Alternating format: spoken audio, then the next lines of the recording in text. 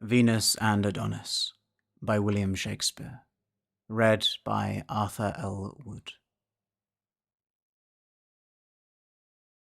Even as the sun, with purple-coloured face, had ta'en his last leave of the weeping morn, rose-cheeked Adonis hied him to the chase. Hunting he loved, but love he laughed to scorn. Sick-thoughted Venus makes amain unto him, and like a bold-faced suitor, begins to woo him. Thrice-fairer than myself, thus she began, the field's chief flower, sweet above compare, stain to all nymphs, more lovely than a man, more white and red than doves or roses are. Nature that made thee, with herself at strife, saith that the world hath ending with thy life. Vouchsafe, thou wonder, to alight thy steed, and rein his proud head to the saddle-bow. If thou wilt deign this favour, for thy meed 1,000 honey secrets shalt thou know. Here come and sit, where never serpent hisses, and being set, I'll smother thee with kisses. And yet not cloy thy lips with loathed satiety, but rather famish them amid their plenty, making them red and pale with fresh variety, 10 kisses short as one long as 20. A summer's day will seem an hour but short, being wasted in such time-beguiling sport. With this she seizeth on his sweating palm the precedent of pith and livelihood, and trembling in her passion calls it balm, earth's sovereign salve to do a goddess good. Being so enraged, desire doth lend her force courageously to pluck him from his horse. Over one arm the lusty courser's rein, under her other was the tender boy, who blushed and pouted in a dull disdain, with leaden appetite, unapt to toy. She red and hot as coals of glowing fire, he red for shame, but frosty in desire. The studded bridle on a ragged bough nimbly she fastens, oh, how quick is love! The steed is stalled up, and even now to tie the rider she begins to prove. Backward she pushed him, as she would be thrust, and governed him in strength, though not in lust. So soon was she along as he was down, each leaning on their elbows and their hips. Now she doth stroke his cheek, now doth he frown, and gins to chide, but soon she stops his lips, and kissing speaks, with lustful language broken, If thou wilt chide, thy lips shall never open. He burns with bashful shame, she with her tears doth quench the maiden burning of his cheeks. Then with her windy sighs and golden hairs, to fan and blow them dry again she seeks. He saith she is immodest, blames her miss. What follows more, she murders with a kiss. Even as an empty eagle, sharp by fast, tires with her beak on feathers, flesh and bone, shaking her wings, devouring all in haste, till either gorge be stuffed or prey be gone. Even so she kissed his brow, his cheek, his chin, and where she ends, she doth anew begin. Forced to content, but never to obey, panting he lies and breatheth in her face. She feedeth on the steam, as on a prey, and calls it heavenly moisture, air of grace, wishing her cheeks were gardens full of flowers, so they were dewed with such distilling showers. Look how a bird lies tangled in a net, so fastened in her arms Adonis lies. Pure shame and awed resistance made him fret, which bred more beauty in his angry eyes. Rain added to a river that is rank, perforce will force it overflow the bank. Still she entreats, and prettily entreats, for to a pretty ear she tunes her tale. Still is he sullen, still he lowers and frets, twixt crimson shame and anger ashy pale. Being red she loves him best, and being white, Her best is bettered with a more delight. Look how he can, she cannot choose but love, and by her fair immortal hand she swears from his soft bosom never to remove, till he take truce with her contending tears, which long have reigned, making her cheeks all wet, and one sweet kiss shall pay this countless debt. Upon this promise did he raise his chin, like a dive-dapper peering through a wave, who being looked on, ducks as quickly in, so offers he to give what she did crave. But when her lips were ready for his pay, he winks and turns his lips another way. Never did passenger in summer's heat more thirst for drink than she for this good turn. Her help she sees, but help she cannot get. She bathes in water, yet her fire must burn. Oh, pity, can she cry, flint-hearted boy, 'tis but a kiss I beg. Why art thou coy? I have been wooed, as I entreat thee now, even by the stern and direful god of war, whose sinewy neck in battle ne'er did bow, who conquers where he comes in every jar. Yet hath he been my captive and my slave, and begged for that which thou unasked shalt have. Over my altars hath he hung his lance, his battered shield, his uncontrolled crest, and for my sake hath learned to sport and dance, to toy, to wanton, dally, smile and jest, scorning his churlish drum and ensign red, making my arms his field, his tent my bed.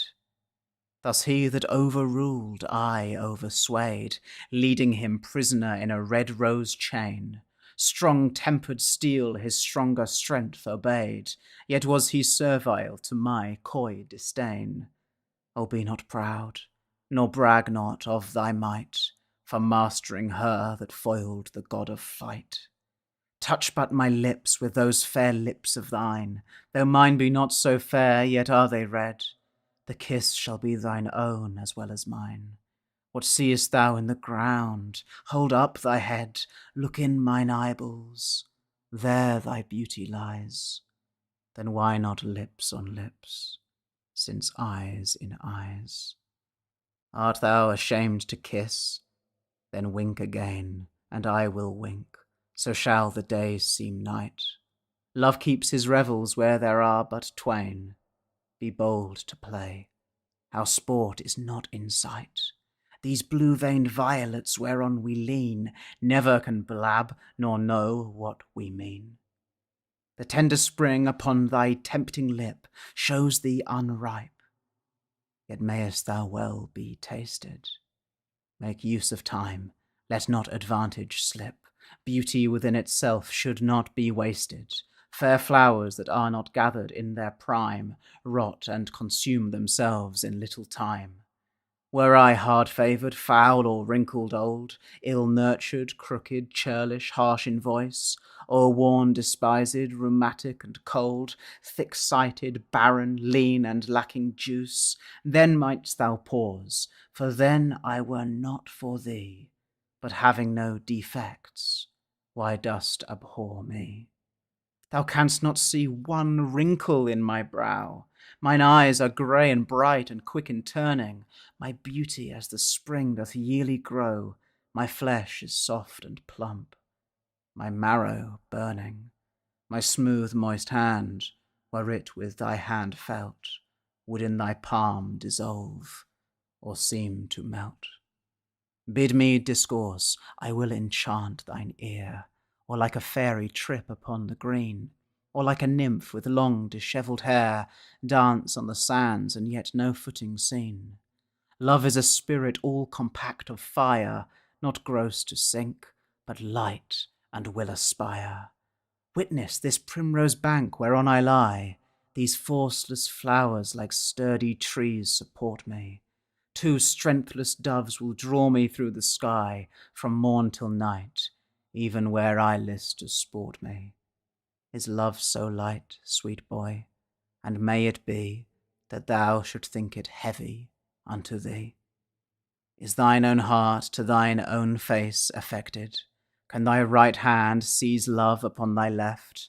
Then woo thyself, be of thyself rejected, steal thine own freedom and complain of theft. Narcissus so himself forsook, and died to kiss his shadow in the brook. Torches are made to light, jewels to wear, dainties to taste, fresh beauty for the use, herbs for their smell and sappy plants to bear. Things growing to themselves are growth's abuse. Seeds spring from seeds, and beauty breedeth beauty. Thou wast begot, to get it is thy duty. Upon the earth's increase, why shouldst thou feed, unless the earth with thy increase be fed? By law of nature thou art bound to breed, that thine may live when thou thyself art dead. And so, in spite of death, thou dost survive, in that thy likeness still is left alive. By this the lovesick queen began to sweat, for where they lay the shadow had forsook them, and Titan, tired in the midday heat, with burning eye did hotly overlook them, wishing Adonis had his team to guide, so he were like him, and by Venus' side. And now Adonis with a lazy sprite, and with a heavy, dark, disliking eye, his lowering brows o'erwhelming his fair sight, like misty vapours when they blot the sky, souring his cheeks, cries, "Fie, no more of love, the sun doth burn my face, I must remove." "Ay me," quoth Venus, "young and so unkind, what bare excuses makest thou to be gone? I'll sigh celestial breath, whose gentle wind shall cool the heat of this descending sun. I'll make a shadow for thee of my hairs. If they burn too, I'll quench them with my tears. The sun that shines from heaven shines but warm, and lo, I lie between that sun and thee. The heat I have from thence doth little harm. Thine eye darts forth the fire that burneth me. And were I not immortal, life were done between this heavenly and earthly sun. Art thou obdurate, flinty, hard as steel? Nay, more than flint, for stone and rain relenteth. Art thou a woman's son, and canst not feel what 'tis to love, how want of love tormenteth? O had thy mother borne so hard a mind, she had not brought forth thee, but died unkind. What am I that thou shouldst contemn me this? Or what great danger dwells upon my suit? What were thy lips the worse for one poor kiss? Speak fair, but speak fair words, or else be mute. Give me one kiss, I'll give it thee again, and one for interest, if thou wilt have twain. Fie, lifeless picture, cold and senseless stone, well-painted idol, image dull and dead, statue contenting but the eye alone, thing like a man, but of no woman bred. Thou art no man, though of a man's complexion, for men will kiss even by their own direction. This said, impatience chokes her pleading tongue, and swelling passion doth provoke a pause. Red cheeks and fiery eyes blaze forth her wrong. Being judge in love, she cannot right her cause. And now she weeps, and now she fain would speak, and now her sobs do her intendments break. Sometime she shakes her head, and then his hand. Now gazeth she on him, now on the ground. Sometime her arms enfold him like a band. She would, he will not in her arms be bound. And when from thence he struggles to be gone, she locks her lily fingers one in one. Fondling, she saith, since I have hemmed thee here, within the circuit of this ivory pale, I'll be a park, and thou shalt be my deer. Feed where thou wilt, on mountain or in dale, graze on my lips, and if those lips be dry, stray lower where the pleasant fountains lie. Within this limit is relief enough, sweet bottom grass, and high delightful plain, round rising hillocks, breaks obscure and rough, to shelter thee from tempest and from rain. Then be my dear, since I am such a park, no dog shall rouse thee, though 1,000 bark. At this Adonis smiles as in disdain, that in each cheek appears a pretty dimple. Love made those hollows. If himself were slain, he might be buried in a tomb so simple. For knowing well, if there he came to lie, why there love lived, and there he could not die. Those lovely caves, these round enchanting pits, opened their mouths to swallow Venus' liking. Being mad before, how doth she now for wits? Struck dead at first, what needs a second striking? Poor queen of love, in thine own law forlorn, to love a cheek that smiles at thee in scorn. Now which way shall she turn? What shall she say? Her words are done, her woes are more increasing. The time is spent, her object will away, and from her twining arms doth urge releasing. Pity, she cries, some favour, some remorse. Away he springs, and hasteth to his horse. But lo, from forth the copse that neighbours by, a breeding jennet, lusty, young, and proud, Adonis trampling courser doth espy, and forth she rushes, snorts, and neighs aloud. The strong-necked steed, being tied unto a tree, breaketh his rein, and to her straight goes he.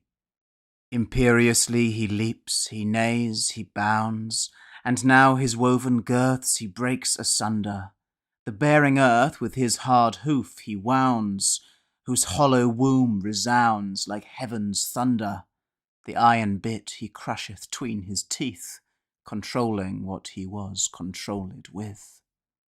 His ears up-pricked, his braided hanging mane upon his compassed crest now stands on end.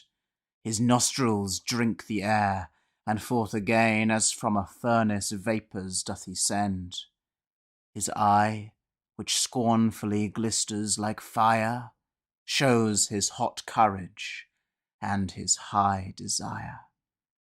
Sometime he trots, as if he told the steps with gentle majesty and modest pride. Anon he rears upright, curvets and leaps, as who should say, Lo, thus my strength is tried, and this I do to captivate the eye of the fair breeder that is standing by. What recketh he by his rider's angry stir, his flattering holla, or his stand, I say? What cares he now for curb or pricking spur, for rich caparisons or trappings gay? He sees his love, and nothing else he sees, for nothing else with his proud sight agrees. Look when a painter would surpass the life in limning out a well-proportioned steed, his art with nature's workmanship at strife, as if the dead the living should exceed. So did this horse excel a common one in shape, in courage, colour, pace, and bone. Round-hoofed, short-jointed, fetlocks shag and long, broad breast, full eye, small head and nostril wide, high crest, short ears, straight legs and passing strong, thin mane, thick tail, broad buttock, tender hide. Look what a horse should have he did not lack, save a proud rider on so proud a back. Sometime he scuds far off, and there he stares. Anon he starts at stirring of a feather. To bid the wind abase he now prepares, and where he run or fly, they know not whether. For through his mane and tail the high wind sings, fanning the hairs who wave like feathered wings. He looks upon his love, and neighs unto her. She answers him as if she knew his mind, being proud as females are, to see him woo her. She puts on outward strangeness, seems unkind, spurns at his love, and scorns the heat he feels, beating his kind embracements with her heels. Then, like a melancholy malcontent, he veils his tail that like a falling plume, cool shadow to his melting buttock lent. He stamps and bites the poor flies in his fume. His love, perceiving how he was enraged, grew kinder, and his fury was assuaged. His testy master goeth about to take him, when lo, the unbacked breeder, full of fear, jealous of catching, swiftly doth forsake him, with her the horse, and left Adonis there. As they were mad, unto the wood they hie them, outstripping crows that strive to overfly them. All swollen with chasing, down Adonis sits, banning his boisterous and unruly beast. And now the happy season once more fits that lovesick love by pleading may be blessed. For lovers say the heart hath treble wrong, when it is barred the aidance of the tongue. An oven that is stopped or river stayed burneth more hotly, swelleth with more rage. So of concealed sorrow may be said, free vent of words, love's fire doth assuage. But when the heart's attorney once is mute, the client breaks, as desperate in his suit. He sees her coming and begins to glow, even as a dying coal revives with wind, and with his bonnet hides his angry brow, looks on the dull earth with disturbed mind, taking no notice that she is so nigh, for all askance he holds her in his eye. Oh, what a sight it was, wistly to view how she came stealing to the wayward boy, to note the fighting conflict of her hue, how white and red each other did destroy. But now her cheek was pale, and by it flashed forth fire, as lightning from the sky. Now was she just before him as he sat, and like a lowly lover down she kneels. With one fair hand she heaveth up his hat, her other tender hand his fair cheek feels. His tenderer cheek receives her soft hand's print, as apt as new-fallen snow takes any dint. Oh, what a war of looks was then between them, her eyes petitioners to his eyes suing. His eyes saw her eyes as they had not seen them, her eyes wooed still, his eyes disdained the wooing, and all this dumb play had his acts made plain with tears, which chorus-like her eyes did rain. Full gently now she takes him by the hand, a lily prisoned in a jail of snow, or ivory in an alabaster band, so white a friend ingirts so white a foe. This beauteous combat, wilful and unwilling, showed like two silver doves that sit a-billing. Once more the engine of her thoughts began.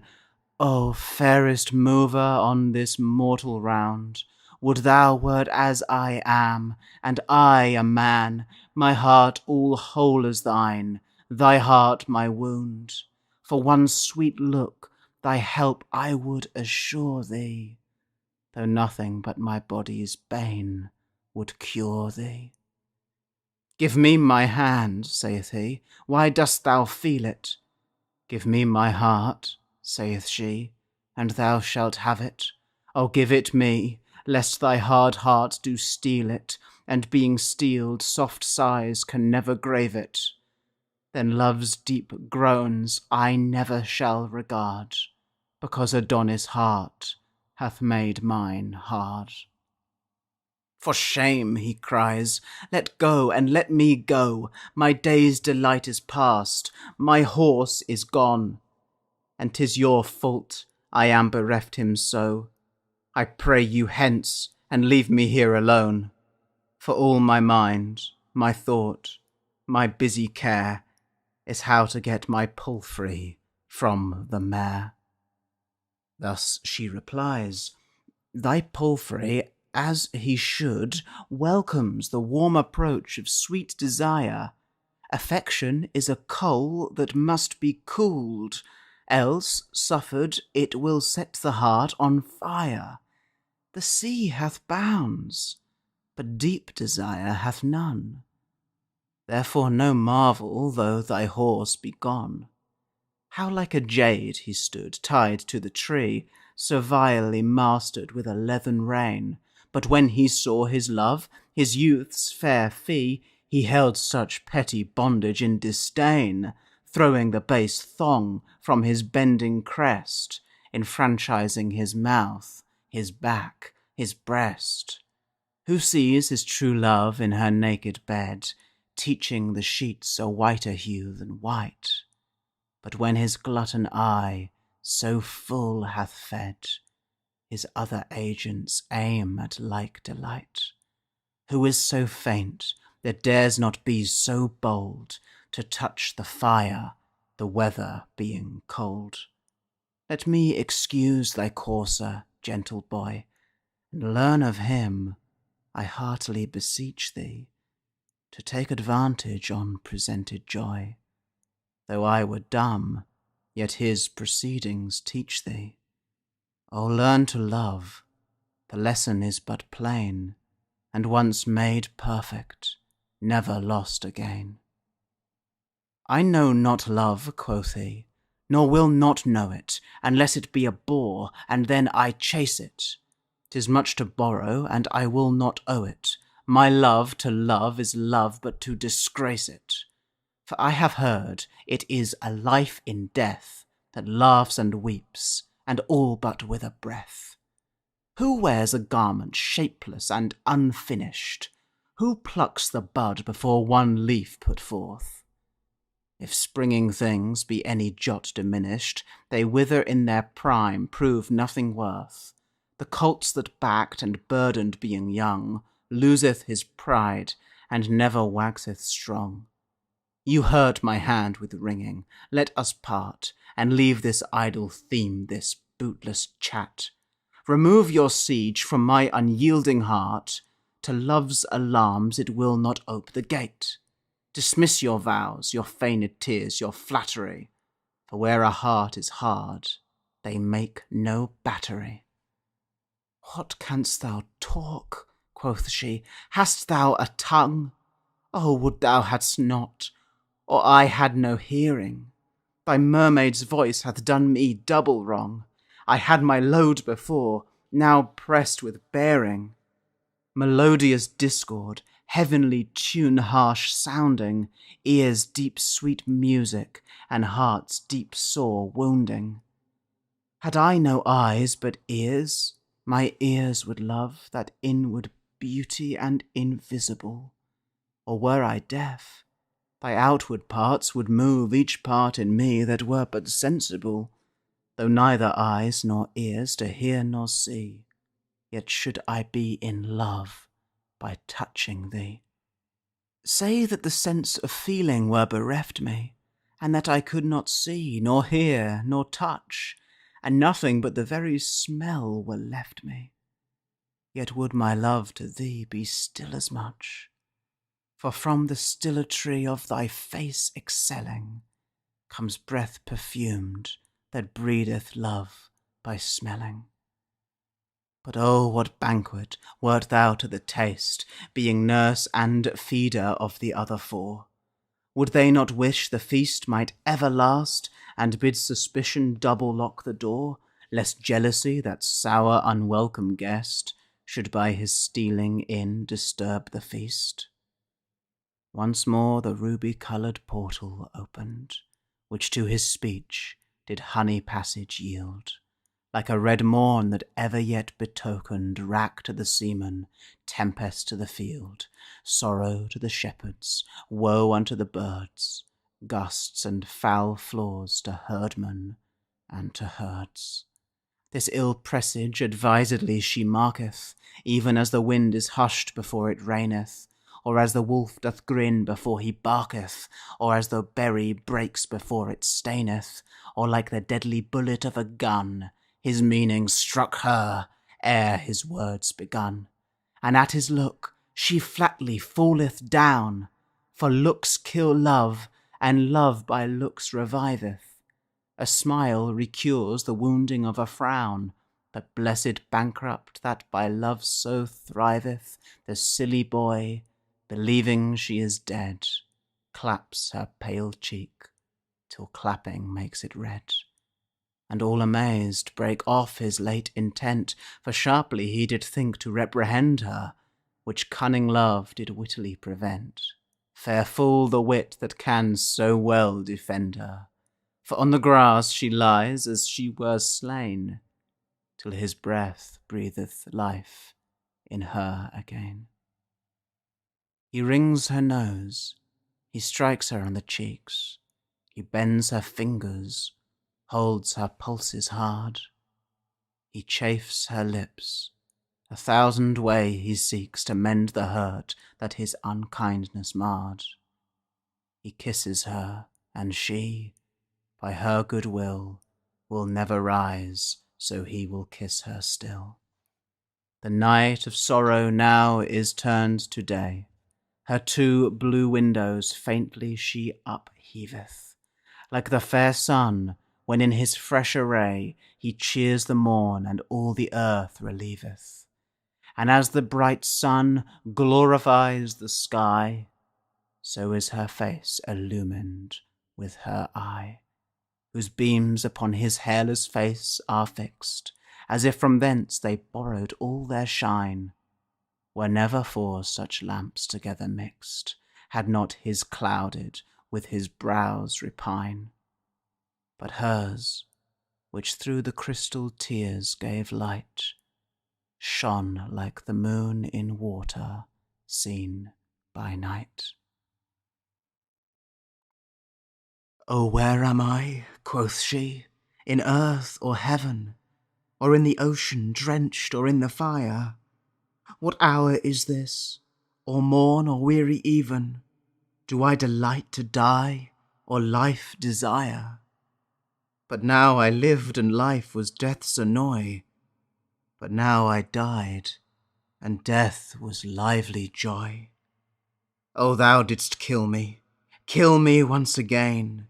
Thy eyes' shrewd tutor, that hard heart of thine, hath taught them scornful tricks and such disdain, that they have murdered this poor heart of mine. And these mine eyes, true leaders to their queen, but for thy piteous lips no more had seen.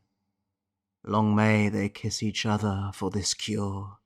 Oh, never let their crimson liveries wear, and as they last, their verdure still endure, to drive infection from the dangerous year, that the star-gazers, having writ on death, may say the plague is banished by thy breath.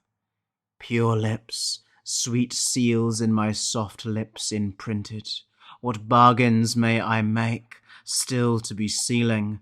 To sell myself I can be well contented, so thou wilt buy and pay and use good dealing, which purchase if thou make, for fear of slips, set thy seal manual on my wax-red lips. 1,000 kisses buys my heart from me, and pay them at thy leisure, one by one. What is 100 touches unto thee? Are they not quickly told and quickly gone? Say for non-payment, that the debt should double, is 200 kisses such trouble? Fair queen, quoth he, if any love you owe me, measure my strangeness with my unripe years. Before I know myself, seek not to know me. No fisher but the ungrown fry forbears. The mellow plum doth fall, the green sticks fast, or being early plucked, is sour to taste. Look, the world's comforter with weary gait his day's hot task hath ended in the west. The owl, night's herald, shrieks 'tis very late. The sheep are gone to fold, birds to their nest, and coal-black clouds that shadow heaven's height do summon us to part and bid good night. Now let me say good night, and so say you. If you will say so, you shall have a kiss. Good night, quoth she, and ere she says adieu, the honey fee of parting tendered is. Her arms do lend his neck a sweet embrace, incorporate then they seem, face grows to face, till breathless he disjoined and backward drew the heavenly moisture, that sweet coral mouth, whose precious taste her thirsty lips well knew, whereon they surfeit, yet complain on drouth. He with her plenty pressed, she faint with dearth, their lips together glued, full to the earth. Now quick desire hath caught the yielding prey, and glutton-like she feeds, yet never filleth. Her lips are conquerors, her lips obey, paying what ransom the insulter willeth, whose vulture thought doth pitch the price so high, that she will draw his lips' rich treasure dry. And having felt the sweetness of the spoil, with blindfold fury she begins to forage.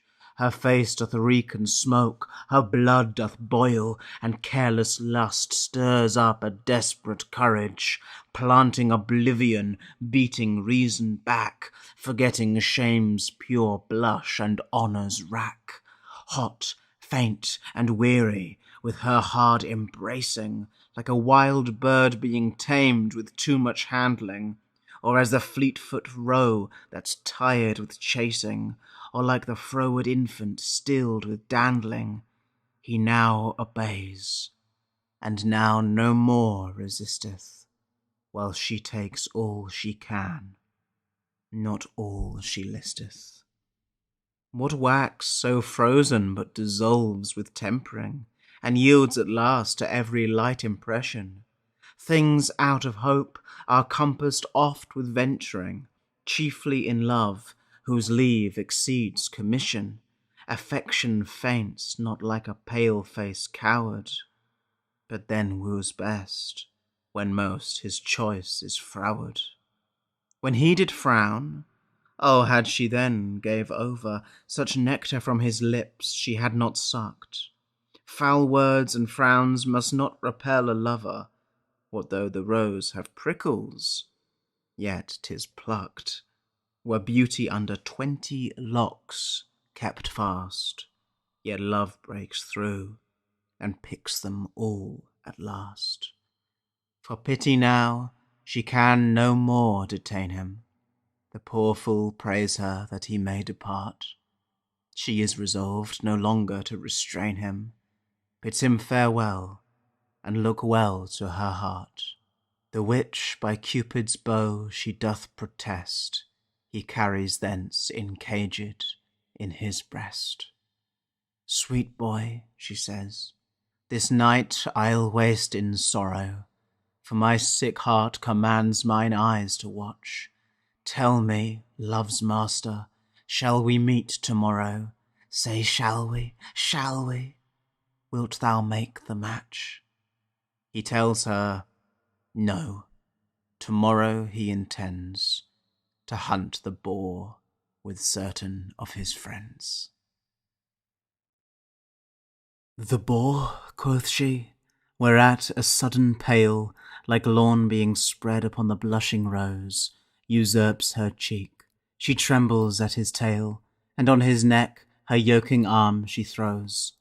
She sinketh down, still hanging by his neck. He on her belly falls, she on her back. Now is she in the very lists of love, her champion mounted for the hot encounter. All is imaginary, she doth prove, he will not manage her, although he mount her. That worse than Tantalus is her annoy, to clip Elysium, and to lack her joy. Even so poor birds, deceived with painted grapes, do surfeit by the eye and pine the more. Even so she languisheth in her mishaps, as those poor birds that helpless berries soar. The warm effects which she in him finds missing, she seeks to kindle with continual kissing. But all in vain, good queen, it will not be. She hath essayed as much as may be proved. Her pleading hath deserved a greater fee. She is love, she loves, and yet she is not loved. Fie, fie, he says, you crush me, let me go. You have no reason to withhold me so. Thou hadst been gone, quoth she, sweet boy, ere this, but that thou toldst me thou wouldst hunt the boar. O be advised, thou knowest not what it is with javelin's point a churlish swine to gore, whose tushes never sheathed he wetteth still, like to a mortal butcher bent to kill. On his bowback he hath a battle set of briskly pikes that ever threat his foes. His eyes like a glowworm's shine where he doth fret, his snout digs sepulchres where'er he goes. Being moved, he strikes whate'er is in his way, and whom he strikes, his crooked tushes slay. His brawny sides, with hairy bristles armed, are better proof than thy spear's point can enter. His short thick neck cannot be easily harmed, being eyeful on the lion he will venture. The thorny brambles and embracing bushes, as fearful of him, part, through whom he rushes. Alas, he naught esteems that face of thine, to which love's eyes pays tributary gazes, nor thy soft hands, sweet lips, and crystal eyne, whose full perfection all the world amazes, but having thee advantage, wondrous dread, would root these beauties as he roots the mead. O let him keep his loathsome cabin still. Beauty hath naught to do with such foul fiends. Come not within his danger by thy will. They that thrive well take counsel of their friends. When thou didst name the boar, not to dissemble, I feared thy fortune, and my joints did tremble. Didst thou not mark my face? Was it not white? Saw'st thou not signs of fear lurk in mine eye? Grew I not faint, and fell I not downright? Within my bosom whereon thou dost lie, my boding heart pants, beats, and takes no rest, but like an earthquake shakes thee on my breast. For where love reigns, disturbing jealousy doth call himself affection's sentinel, gives false alarms, suggesteth mutiny, and in a peaceful hour doth cry, kill, kill, distempering gentle love in his desire, as air and water do abate the fire. This sour informer, this bait-breeding spy, this canker that eats up love's tender spring, this carry-tale, dissentious jealousy, that sometime true news, sometime false doth bring, knocks at my heart, and whispers in mine ear, that if I love thee, I thy death should fear. And more than so, presenteth to mine eye the picture of an angry chafing boar, under whose sharp fangs on his back doth lie an image like thyself, all stained with gore, whose blood upon the fresh flowers being shed doth make them droop with grief and hang the head. What should I do, seeing thee so indeed, that tremble at the imagination? The thought of it doth make my faint heart bleed, and fear doth teach it divination. I prophesy thy death, my living sorrow, if thou encounter with the boar tomorrow. But if thou needs wilt hunt, be ruled by me.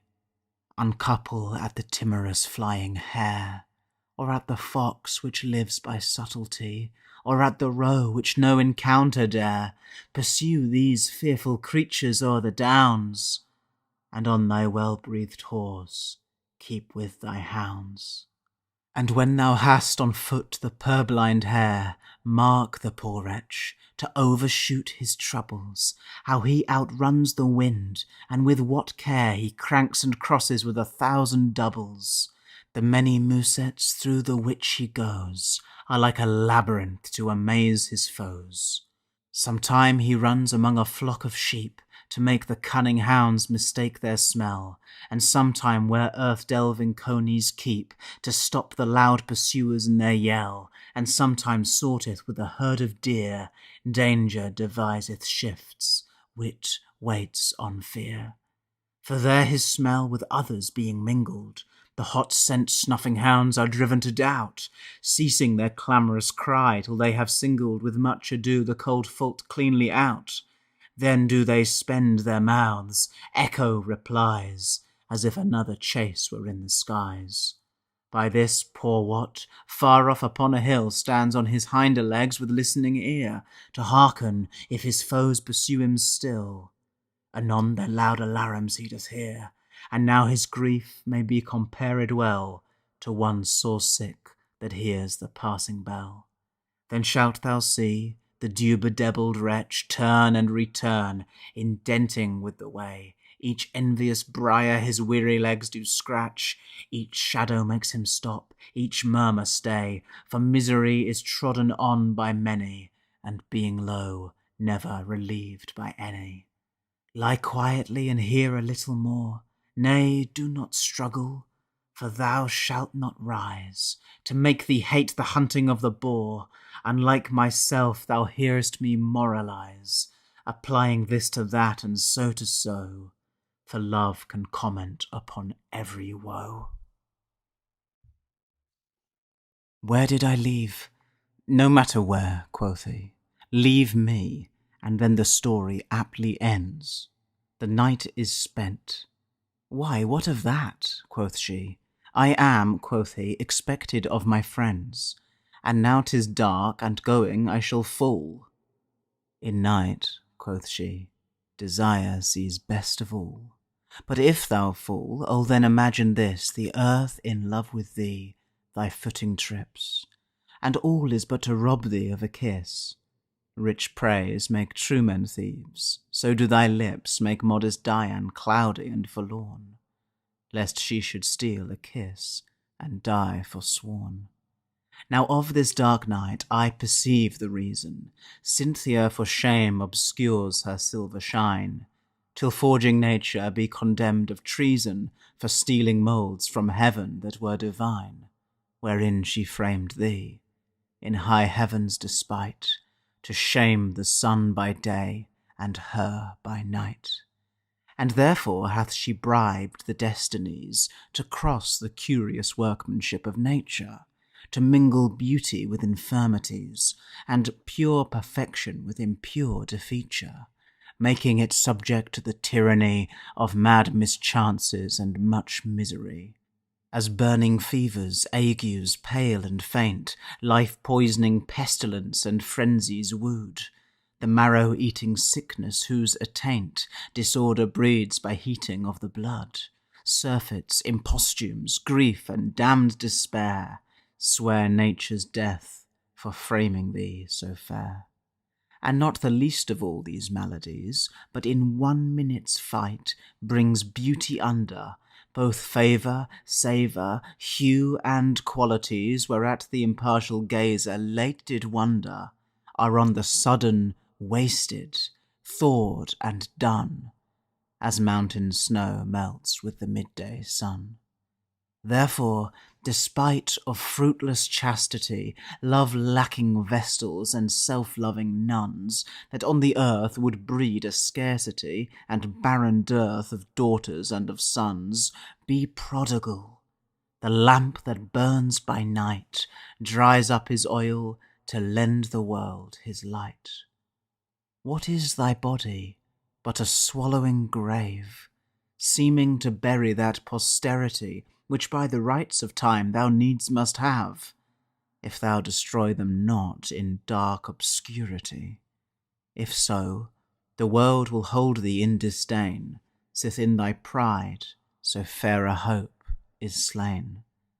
So in thyself art made away, a mischief worse than civil home-bred strife, or theirs whose desperate hands themselves do slay, or butcher sire that reaves his son of life.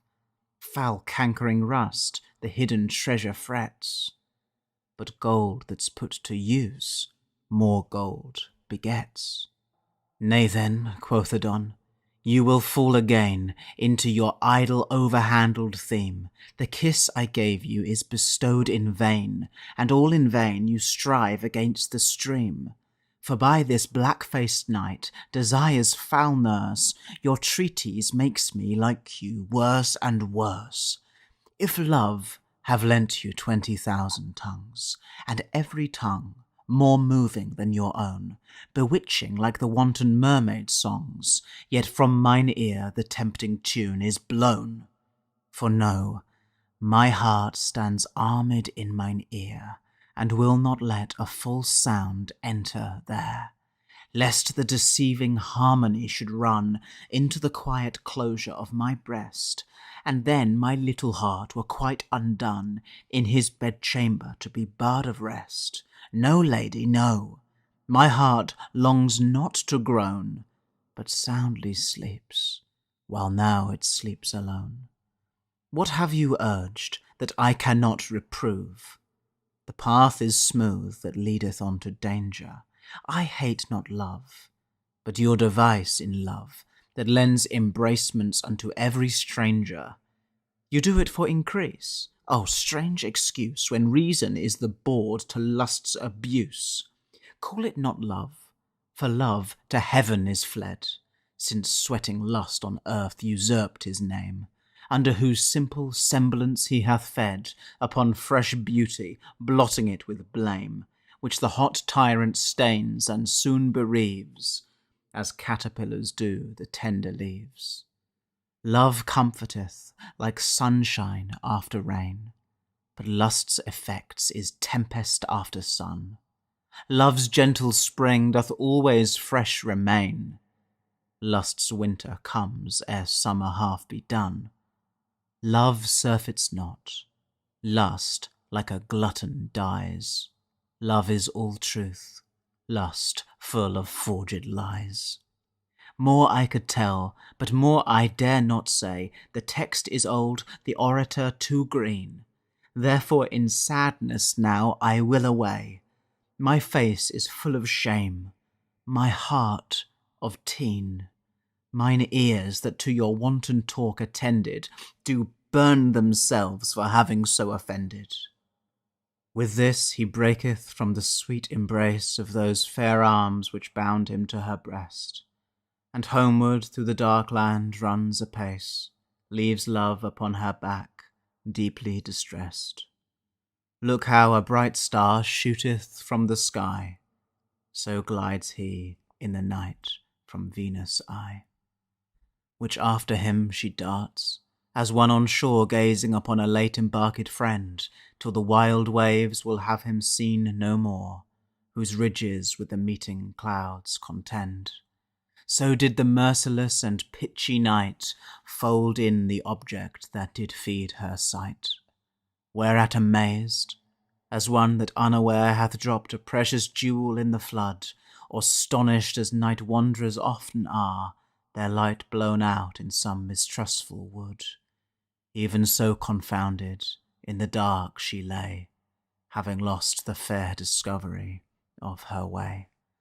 And now she beats her heart, whereat it groans, that all the neighbour caves, as seeming troubled, make verbal repetition of her moans. Passion on passion deeply is redoubled. Ay me, she cries, and 20 times, woe, woe, and 20 echoes 20 times cry so. She, marking them, begins a wailing note, and sings extemporally a woeful ditty, how love makes young men thrall, and old men dote, how love is wise in folly, foolish witty, her heavy anthem still concludes in woe, and still the choir of echoes answer so. Her song was tedious, and outwore the night, for lovers' hours are long, though seeming short. If pleased themselves, others, they think, delight in such like circumstance with such like sport. Their copious stories, oftentimes begun, end without audience, and are never done. For who hath she to spend the night withal, but idle sounds resembling parasites, like shrill-tongued tapsters answering every call, soothing the humour of fantastic wits? She says, "'Tis so." They answer all, "'Tis so," and would say after her, if she said no.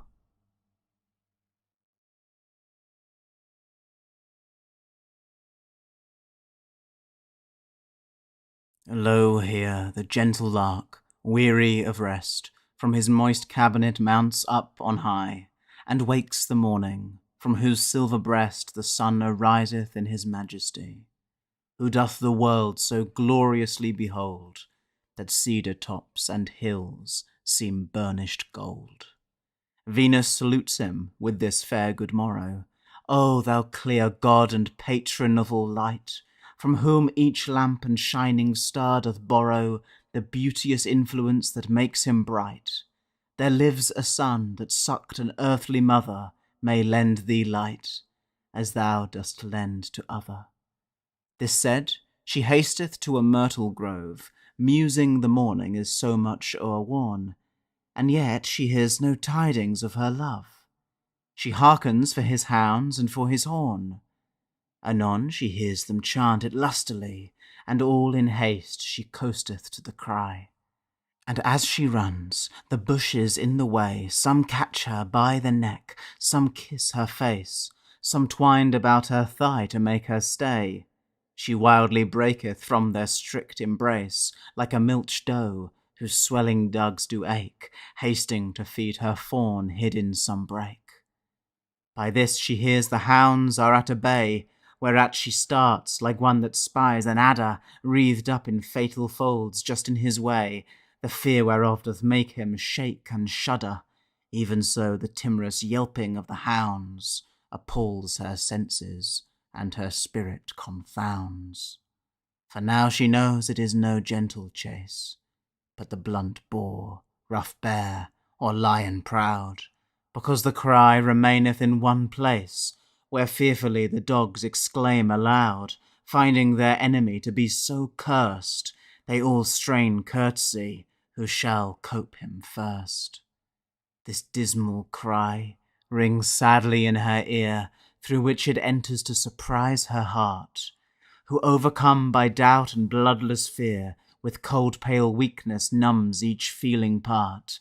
Like soldiers, when their captain once doth yield, they basely fly, and dare not stay the field. Thus stands she, in a trembling ecstasy, till cheering up her senses all dismayed, she tells them 'tis a causeless fantasy, and childish error that they are afraid, bids them leave quaking, bids them fear no more. And with that word she spied the hunted boar, whose frothy mouth be painted all with red, like milk and blood being mingled both together. A second fear through all her sinews spread, which madly hurries her she knows not whither. This way runs, and now she will no further, but back retires to rate the boar for Murtha. 1,000 spleens bear her 1,000 ways. She treads the path that she untreads again. Her more than haste is mated with delays, like the proceedings of a drunken brain, full of respects, yet naught at all respecting, in hand with all things, naught at all affecting. Here kennelled in a brake she finds a hound, and asks the weary caitiff for his master, and there another licking of his wound, gainst venom sores the only sovereign plaster. And here she meets another, sadly scowling, to whom she speaks, and he replies with howling. When he hath ceased his ill-resounding noise, another flap-mouthed mourner, black and grim, against the welkin volleys out his voice. Another and another answer him, clapping their proud tails to the ground below, shaking their scratched ears, bleeding as they go. Look how the world's poor people are amazed at apparitions, signs, and prodigies, whereon with fearful eyes they long have gazed, infusing them with dreadful prophecies. So she at these sad signs draws up her breath, and sighing it again, exclaims on death, hard-favoured tyrant, ugly, meagre, lean, hateful divorce of love, thus chides she death. Grim grinning ghost, earth's worm, what dost thou mean to stifle beauty and to steal his breath, who when he lived, his breath and beauty set, gloss on the rose, smell to the violet? If he be dead, oh no, it cannot be, seeing his beauty thou shouldst strike at it. Oh yes, it may. Thou hast no eyes to see, but hatefully at random dost thou hit. Thy mark is feeble age, but thy false dart mistakes that aim, and cleaves an infant's heart. Hadst thou but bid beware, then he had spoke, and hearing him, thy power had lost his power. The destinies will curse thee for this stroke. They bid thee crop a weed, thou pluck'st a flower. Love's golden arrow at him thou should have fled, and not death's ebon dart to strike him dead. Dost thou drink tears, that thou provokest such weeping? What may a heavy groan advantage thee? Why hast thou cast into eternal sleeping those eyes that taught all other eyes to see? Now nature cares not for thy mortal vigour, since her best work is ruined with thy vigour. Here overcome, as one full of despair, she veiled her eyelids, who like sluices stopped the crystal tide that from her two cheeks fair in the sweet channel of her bosom dropped. But through the floodgates breaks the silver rain, and with his strong course opens them again.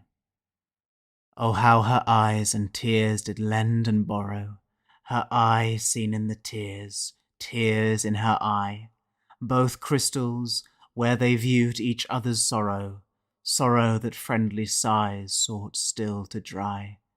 But like a stormy day, now wind, now rain, sighs dry her cheeks, tears make them wet again. Variable passions throng her constant woe, as striving who should best become her grief.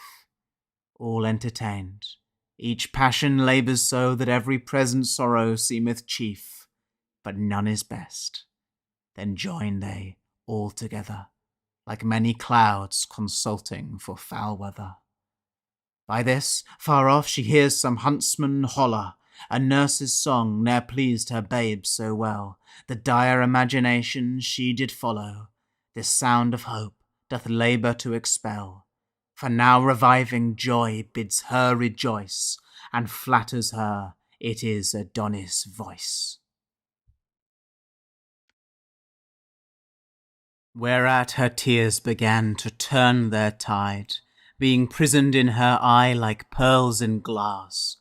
Yet sometimes falls an orient drop beside, which her cheek melts, as scorning it should pass to wash the foul face of the sluttish ground, who is but drunken when she seemeth drowned. O hard-believing love, how strange it seems not to believe, and yet too credulous. Thy weal and woe are both of them extremes. Despair and hope makes thee ridiculous. The one doth flatter thee in thoughts unlikely, in likely thoughts the other kills thee quickly. Now she unweaves the web that she hath wrought. Adonis lives, and death is not to blame. It was not she that called him all to naught. Now she adds honours to his hateful name. She cleps him King of Graves, and grave for kings, imperious supreme of all mortal things. No, no, quoth she, sweet death, I did but jest. Yet pardon me, I felt a kind of fear, when as I met the boar, that bloody beast, which knows no pity, but is still severe. Then, gentle shadow, truth I must confess, I rallied on thee, fearing my love's decease. 'Tis not my fault, the boar provoked my tongue. Be wreaked on him, invisible commander. 'Tis he, foul creature, that hath done thee wrong. I did but act. He's author of thy slander.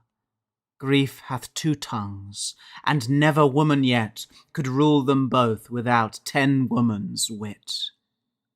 Thus hoping that Adonis is alive, her rash suspect she doth extenuate, and that his beauty may the better thrive, with death she humbly doth insinuate. Tells him of trophies, statues, tombs, and stories, his victories, his triumphs, and his glories. O Jove, quoth she, how much a fool was I, to be of such a weak and silly mind, to wail his death, who lives and must not die, till mutual overthrow of mortal kind. For he being dead, with him is beauty slain, and beauty dead, black chaos comes again. Fie, fie, fond love, thou art as full of fear as one with treasure laden, hemmed with thieves, trifles unwitnessed with eye or ear, thy coward heart with false bethinking grieves. Even at this word she hears a merry horn, whereat she leaps, that was but late forlorn. Has falcons to the lure, away she flies. The grass stops not, she treads on it so light, and in her haste unfortunately spies the foul boar's conquest on her fair delight, which seen, her eyes are murdered with the view, like stars ashamed of day, themselves withdrew. Or as the snail, whose tender horns being hit, shrinks backward in his shelly cave with pain, and there all smothered up, in shade doth sit, long after fearing to creep forth again.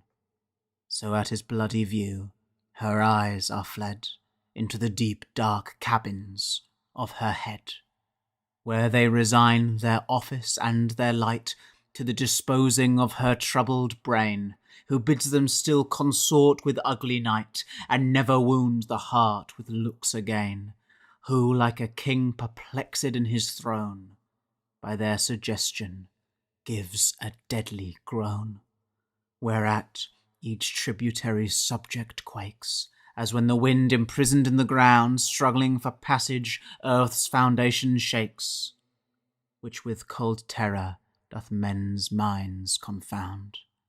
This mutiny each part doth so surprise, that from their dark beds once more leap her eyes, and being opened, threw unwilling light upon the wide wound that the boar had trenched in his soft flank, whose wonted lily white, with purple tears that his wound wept, had drenched. No flower was nigh, no grass, herb, leaf, or weed, but stole his blood, and seemed with him to bleed.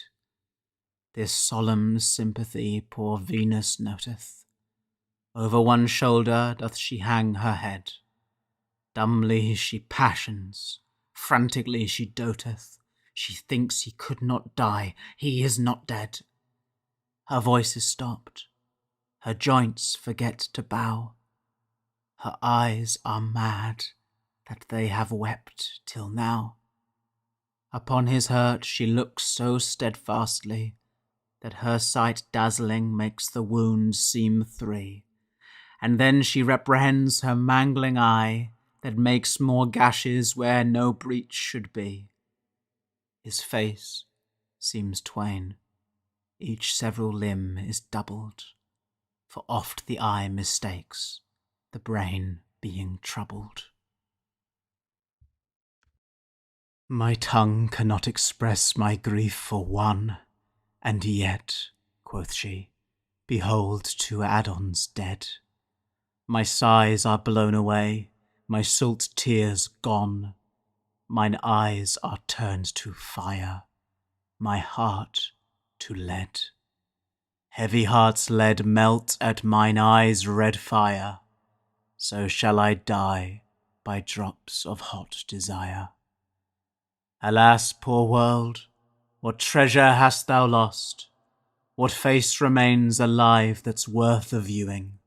Whose tongue is music now? What canst thou boast of things long since, or anything ensuing? The flowers are sweet, their colours fresh and trim, but true sweet beauty lived and died with him. Bonnet nor veil henceforth no creature wear, nor sun nor wind will ever strive to kiss you.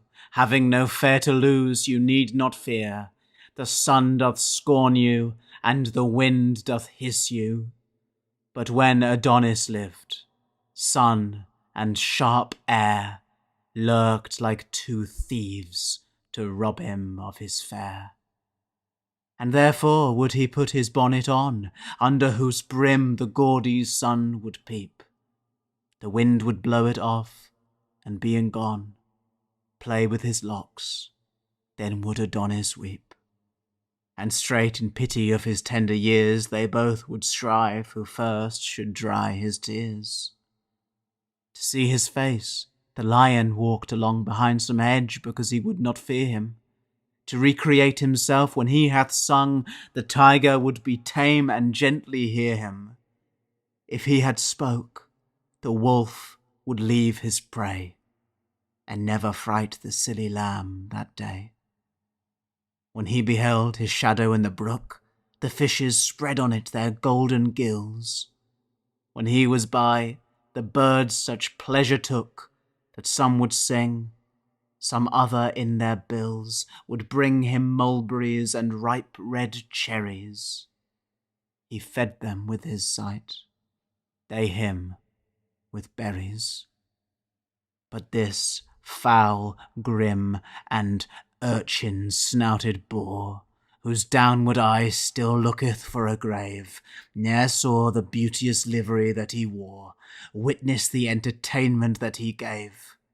If he did see his face, why then I know he thought to kiss him, and hath killed him so. 'Tis true, it is true, thus was Adonis slain. He ran upon the boar with his sharp spear, who did not whet his teeth at him again, but by a kiss thought to persuade him there, and nuzzling in his flank, the loving swine sheathed unaware the tusk in his soft groin. Had I been toothed like him, I must confess, with kissing him I should have killed him first. But he is dead, and never did he bless my youth with his. The more am I accursed. With this she falleth in the place she stood, and stains her face with his congealed blood. She looks upon his lips, and they are pale. She takes him by the hand, and that is cold. She whispers in his ears a heavy tale, as if they heard the woeful words she told. She lifts the coffer lids that close his eyes, where lo, 2 lamps burnt out in darkness lies. 2 glasses where herself beheld 1,000 times, and now no more reflect, their virtue lost wherein they late excelled, and every beauty robbed of his effect. Wonder of time, quoth she, this is my spite, that thou being dead, the day should yet be light. Since thou art dead, lo, here I prophesy, sorrow on love hereafter shall attend. It shall be waited on with jealousy, fine sweet beginning, but unsavoury end, ne'er settled equally, but high or low, that all love's pleasure shall not match his woe. It shall be fickle, false, and full of fraud, bud and be blasted in a breathing while, the bottom poison, and the top o'erstrawed with sweets that shall the truest sight beguile. The strongest body shall it make most weak, strike the wise dumb, and teach the fool to speak. It shall be sparing, and too full of riot, teaching decrepit age to tread the measures. The staring ruffian shall it keep in quiet, pluck down the rich, enrich the poor with treasures. It shall be raging mad, and silly mild, make the young old, the old become a child. It shall suspect where is no cause of fear. It shall not fear where it should most mistrust. It shall be merciful and too severe, and most deceiving when it seems most just. Perverse it shall be where it shows most toward. Put fear to valour, courage to the coward. It shall be cause of war and dire events, and set dissension twixt the son and sire. Subject and servile to all discontents, as dry combustious matter is to fire. Sith in his prime death doth my love destroy, they that love best their loves shall not enjoy. By this the boy that by her side lay killed was melted like a vapour from her sight, and in his blood that on the ground lay spilled, a purple flower sprung up, chequered with white, resembling well his pale cheeks and the blood which in round drops upon their whiteness stood. She bows her head, the new-sprung flower to smell, comparing it to her Adonis breath, and says within her bosom it shall dwell, since he himself is reft from her by death. She crops the stalk, and in the breach appears green dropping sap, which she compares to tears.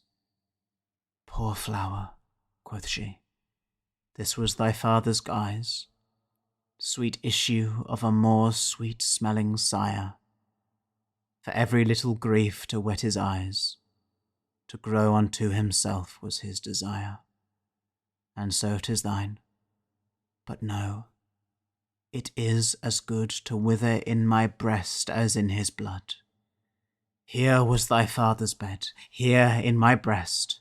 Thou art the next of blood, and 'tis thy right. Lo, in this hollow cradle, take thy rest. My throbbing heart shall rock thee day and night. There shall not be 1 minute in an hour wherein I will not kiss my sweet love's flower.